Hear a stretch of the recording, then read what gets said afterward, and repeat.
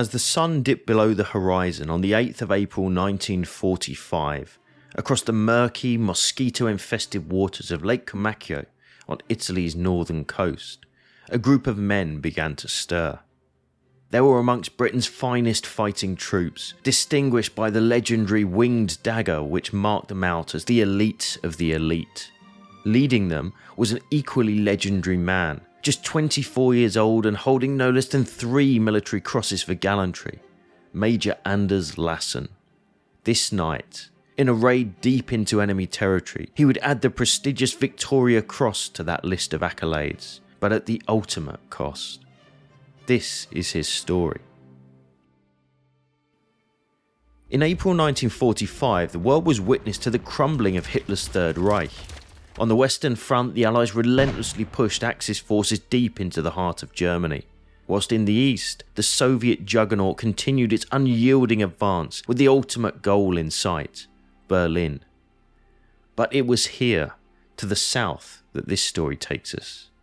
All across the Italian peninsula, the Allies have been embroiled in bitter combat since the summer of 1943. Churchill's famous soft underbelly of Europe had proved to be anything but. Well entrenched behind a series of stoutly defended lines, the Germans had fought fiercely as the Allies ground their way up through Italy at Salerno, Anzio, Ortona and most famously Monte Cassino. It was perhaps this fight more than any which had become emblematic of that grueling struggle. Now though, by April 1945, the Allies were once again gearing up for one more offensive, a decisive push that would liberate the entire country from Axis control. The situation was something like this. 2 major Allied armies were leading the advance. To the west, running from the Ligurian Sea to the heart of Italy, was General Lucien Truscott's US Fifth Army, and to the east, covering the area to the Adriatic coast, was General McCreary's British Eighth Army. Both had their sights on Germany's last remaining stronghold, Bologna. For Axis forces, the task was a daunting one. Limited in both supplies and manpower, they had to hold a line stretching of more than 180 kilometres across the peninsula. But making use of the formidable terrain, a mixture of mountains, valleys and rivers ideal for defence, and holding well-prepared positions, they had severely limited their opponent's offensive options. This led Allied commanders to decide to bypass Bologna altogether, deploying both 5th and 8th armies to encircle the city. The idea was to pin down the defenders within Bologna while other Allied forces swiftly advanced, relentlessly pushing the retreating Germans, trapping them on the natural barrier of the Po River. But the question was, where would that strike come? In the British sector, the key was surprise. The Germans, with enough time, could react to any major threat by throwing in their last reserves to the crucial point, blunting any attack at heavy cost. And so it was decided that a series of small-scale deceptive raids and feints would be employed to keep the Germans guessing. They weren't to know it, but the real target would be here, the Argenta Gap. Taking a look at the ground today, we can see the situation a little better. The eastern coastline of this part of Italy was not an easy nut to crack. Dominating the area from a geographical point of view was the enormous Lake Comacchio, a shallow expanse of water bounded by soft marshland. It was almost impassable and easily defended. To its east lay an area known as the Spit, a narrow corridor of land some 1.5 miles wide and 6 miles long, bristling with dozens of defensive points covering both coastal and southerly attack routes. To the west of the lake though was this area, running from the shores of Lake Comacchio to the small town of Argenta, an area 4 miles wide by 7.5 miles deep, the Argenta Gap. A decisive thrust here could outflank the Bologna defences and reach the Po, and would certainly seal the fate for much of the remaining Axis power in Italy. Taking a closer look at the lake now, which is hard to visualise given post-war land reclamation, today it covers some 13,000 hectares, but back in 1944 was far more imposing, covering this area, a total of 34,000 hectares. With water ranging from 1 to 5 feet in depth, it couldn't be used by traditional vessels and was impossible for infantry to cross. To make things worse, it was guarded by 4 garrisoned islands located here, which commanded the entire area. That said, it did provide some opportunities. If those islands could be taken, they would form a perfect launch pad for raids against the less defended western side of the Spit and form a protective flank for attacks through the Argenta Gap. Operating in and around this area in early 1945 were the elite soldiers of the 2nd Commando Brigade. Having seen service in Italy, the Adriatic and in Yugoslavia, they came with a fearsome reputation, and for good reason. Perhaps the best known amongst all of them was this man, Anders Lassen. Born in 1920 in the tranquil confines of the Hovdingsgard estate near Mern, Denmark, Anders was a spirited young man with an insatiable appetite for adventure. Taking to the seas as a cabin boy in 1938, he'd been aboard a Danish registered vessel in 1940 when news of the German invasion and occupation of Denmark came. Instead of heading, as instructed, to the nearest German-held port, the crew, including Lassen, seized control of the ship and instead headed for a British-held port in the Persian Gulf. After 8 months of sailing under the British flag, young Anders volunteered for service with the British Army, joining the elite, small-scale raiding force under command of the British Special Operations Executive. Over the next 4 years, Lassen's path traversed through northwest Europe, North Africa, Crete, the Aegean Islands, Greece, Yugoslavia, and finally Italy, during which time his natural leadership propelled him through the ranks, culminating with the rank of Major within the Special Boat Squadron, formed from the famed SAS. During those 4 years, Lassen had earned no less than 3 military crosses and a legendary reputation as a fearless leader who always led from the front. In April 1945, Lassen was the commanding officer of M Squadron SBS, which operated under the command of 2nd Commando Brigade. Staff Sergeant Les Stevenson, who served closely with Lassen for several years, recalled a singularly strong-minded character. Providing you were truthful with him and carrying out his instructions, he was marvellous. But if anyone tried to pull a fast one or not quite carry out his orders, it might be a different story. There was no shadow of a doubt. If he told you he was going to go there, you knew he was going to go. Other people would hesitate and fuss. With him, you knew where you stood. He was a very reliable person, someone you could have faith in. You never doubted his ability. It was men like Lassen in 2nd Commando Brigade who had been given the daunting task of preparing for the assault into the Argenta Gap. This would be best achieved by drawing German eyes and forces away from the area towards the Spit. And so, on the 1st of April 1945, Operation Roast was initiated, with 2nd Commando Brigade advancing through awful terrain towards the town of Porto Garibaldi at the Spit's northern end. Despite a difficult start and heavy losses, after 3 days of bitter fighting, they had managed to advance to within 350 yards of Canale Valletta and Porto Garibaldi. Despite further Allied bombardments from both artillery and air, the tenacious German defences in the area held firm, and little further progress was made. Initially, Lassen's M Squadron played a crucial role in piloting troops across the lake during the first 3 days of Operation Roast. However, they soon received their own mission, and on the 5th of April seized the 4 islands in Lake Comacchio proper. It was from this new forward operating base that Lassen and his band of men would operate in the coming days under the name Fry Force. With further limited attacks now taking place to the area to the west of Lake Comacchio, in preparation for the main assault in the Argenta Gap, Lassen's role took on new importance. Every extra man that he could tie down to the north of the lake was one less that would have to be faced in the main assault, and so an aggressive system of raids was devised to pin those defenders in place. Much like a skilled boxer, the SBS teams adopted a tactic of calculated jabs, ensuring that the Germans remained on edge, fully aware of the British presence. On the night of the 7th of April, Lassen dispatched 3 foalboats, or folding canoes, to reconnoitre an area between Comacchio and Porto Garibaldi.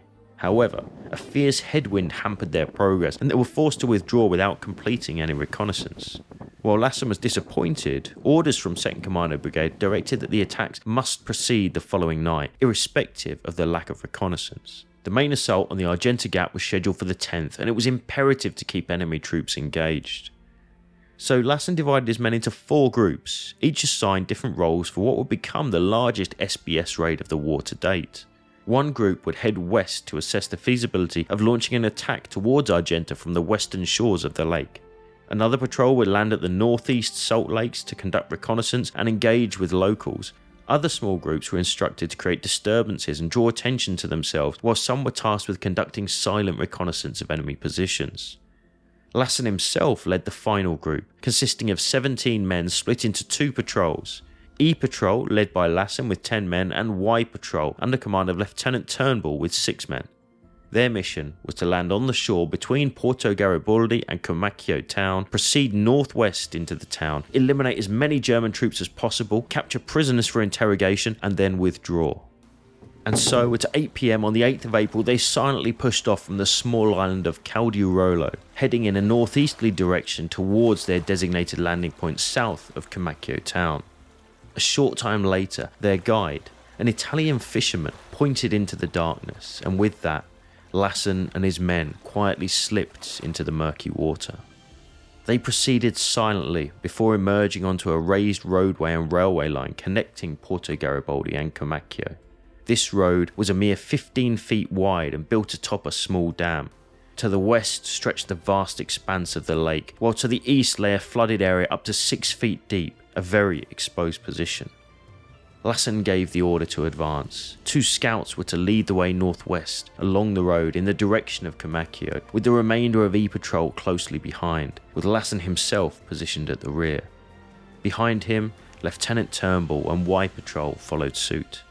Step by step they advanced, in silence, some 450 yards, until finally a German challenge rang out from the darkness ahead. The sole Italian-speaking member of the team, Private Freddie Green, loudly declared that there were fishermen returning to Comacchio. The rest of the patrol watched on, hoping their ruse would deceive the enemy. When no response was forthcoming, they cautiously began to approach the enemy position. Then, without warning, 2 machine guns opened fire at close range, catching the scouts and Private Crouch by surprise, wounding all in moments. A sudden eruption of gunfire from 2 pillboxes immediately behind each other alerted additional troops in the area, and bursts of tracer could be seen whipping down the road as several more machine guns opened up from pillboxes further back. Chaos erupted as the group returned fire, peppering the closest machine gun position. However, amidst the confusion, some of Lassen's men advanced too far, putting themselves at risk of being caught in the crossfire. With his usual courage, Lassen sprang to his feet and sprinted through a hail of bullets towards the first pillbox, pausing only momentarily to hurl 2 grenades in its direction. As they detonated with thunderous blasts, Lassen stormed in, his men following closely behind. In the fierce fight that ensued, all 4 defenders were killed.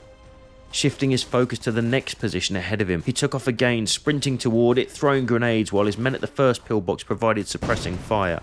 Lassen heaved 3 grenades toward the enemy, momentarily stunning the defenders. He then fired off a green flare, blew his whistle and shouted back to his men, "Come on, forward you bastards!" This second pillbox position, also manned by 4 soldiers operating 2 machine guns, was also overrun, with Lassen in the lead. 2 of the defenders were dead and 2 more taken prisoner. However, this position then came under intense fire from 2 more pillboxes further down the road, one being 100 yards away on the left and the other 300 yards further back on the right.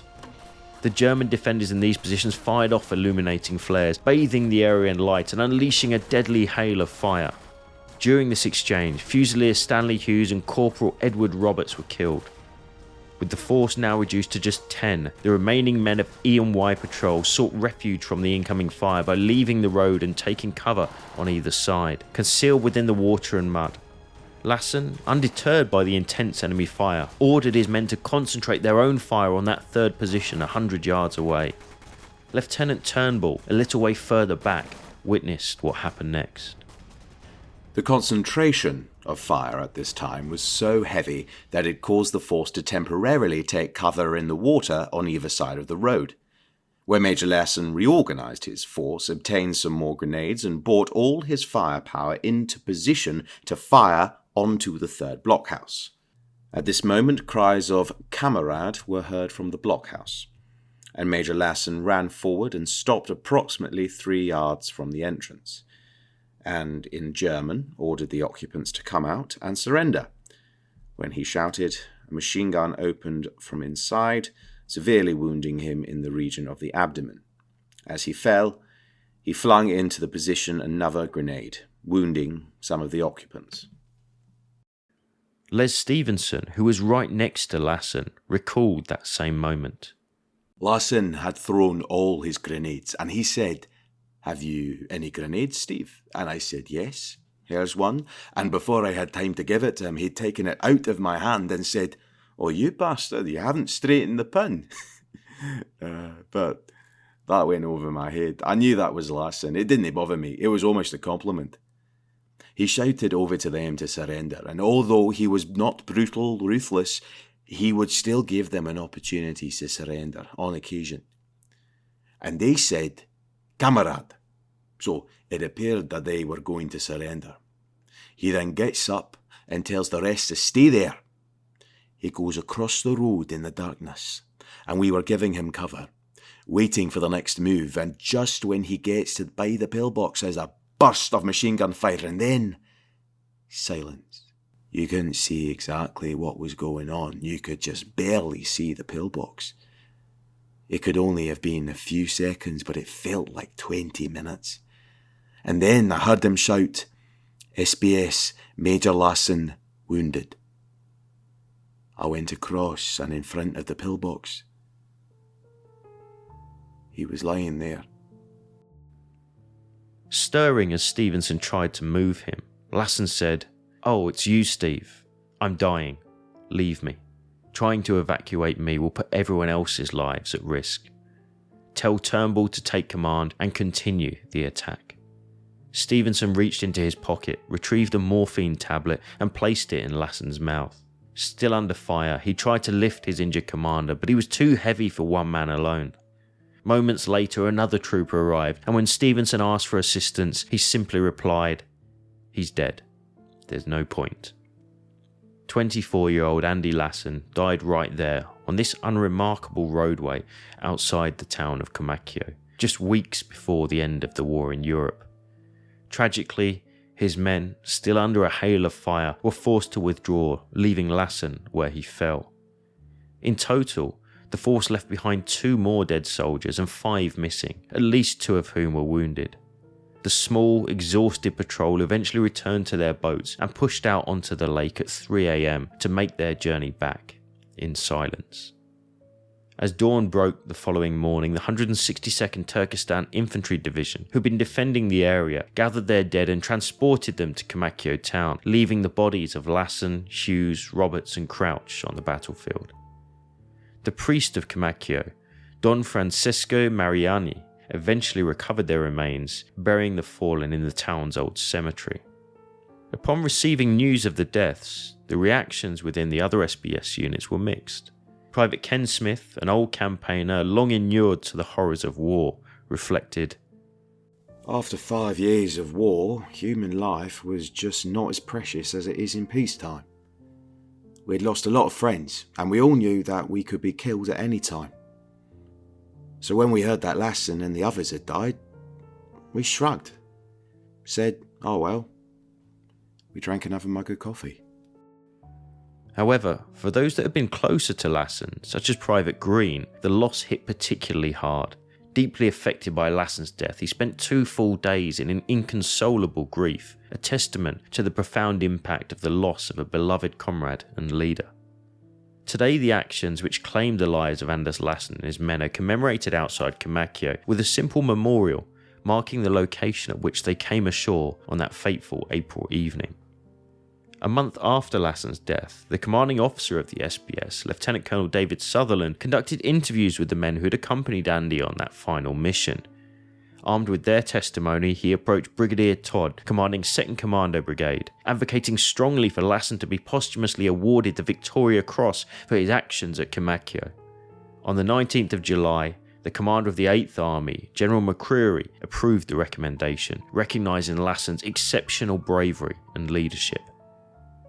Back in Denmark, just 5 days after the country's liberation, Anders' parents received the heartbreaking news of his death. It was small consolation for them when they were told of his Victoria Cross, and although they attended the ceremony at Buckingham Palace to receive it on their boy's behalf, they gained more closure from a trip in 1947 that followed in his wartime footsteps, ending here at Argenta Gap War Cemetery, where Andy Lassen lays to this day. The British had lost a Special Forces legend, but they had lost a son. Thanks for watching. If you'd like to help us keep making videos like this, please check out our Patreon community at the link below, where we release full-length virtual tours not available here on YouTube every fortnight, ranging from medieval to the modern day. We want to offer a special thanks to Danish historian and author Thomas Harder, who wrote the excellent Special Forces Hero, exploring Anders Lassen's life. Check it out below. That's all this time. See you again soon.